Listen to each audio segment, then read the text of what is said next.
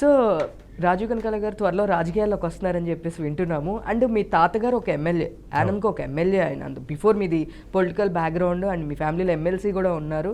So మీరు కూడా ఫ్యూచర్లో రాజకీయాల్లో చూడొచ్చు అనేది వింటున్నాం. ఏంటి సార్ దీని గురించి? అంటే నాకు రాజకీయ అవగాహన ఉంది, కానీ రాజకీయాల్లోకి రావడం అనేది ఇప్పుడు లేదు.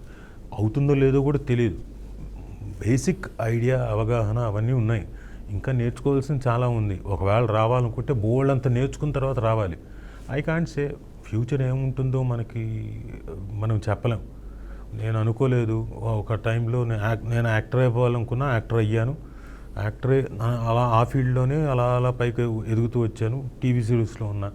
సినిమాలోకి వస్తుందో రాదో కూడా తెలియదు. ఒకసారి ట్రై చేసినప్పుడు ఏదో అవమానం ఫేస్ చేసి నాకు అసలు వద్దు సినిమా ఫీల్డ్ అనుకున్నా, టీవీలోనే ఉన్నాను. బట్ ఏమైంది, డెస్టినీ సినిమాలోకే వచ్చాను. మనం ఏదో అనుకుంటాం, ఏదో అవుతుంది. సో తెలియదు కదా.